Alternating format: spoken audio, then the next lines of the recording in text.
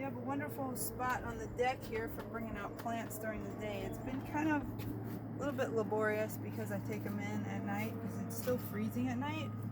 But during the day, this deck is nice and warm. So again, here in Alaska, my garden over there, it still has a little bit of snow on it.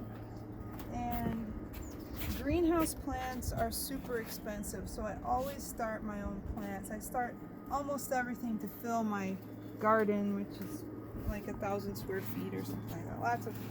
Lots of garden space. So what I have going so far, and this is right in the end of April, so we still have almost 4 weeks till our frost-free date of June 1st. But anyway, I have cabbage and broccoli. I have some greens. These are mustard greens because I think we're always so hungry for fresh salad first thing. These are cucumbers. These are some flowers. We have lots of flowers. And what I'm doing here is we usually start these plants in the 6-pack.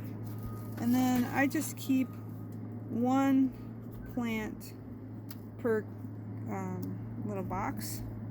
So I'm killing plants here, which is kind of difficult to do. You don't look. I feel bad. But no, you don't look sad at all. in the end, sometimes I just pinch them off, you know, and I pick. Like these see how these are really tall. They're taller than they need to be, or they should be. So I might even pick the shortest one. That's because I didn't get enough light to them immediately. Somebody kept turning off the light? Somebody kept turning off the light, yes. So I really only want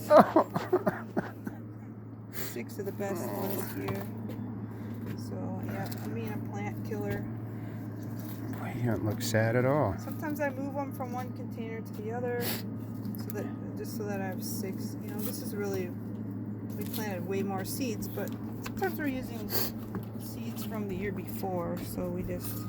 Which ones are those? Some kind of flowers. These were actually Jamie's when her kids were here. Oh, well, don't kill those. They're flowers. I'm not killing them, honey. If you leave more than one per container, you're not going to get any better results in the end. Then I'm thinning them. Gotcha. I'm not killing them, don't worry. Can you use those and Jamie. plant them somewhere else? I could, but I don't really want that many of whatever. You know, it's really easy to get plants started. Seeds cost almost nothing. It's just the challenge of getting them enough sunlight and not too much. That one doesn't look too good, so I'm going to plant another one in that spot. I'll just find a good one here.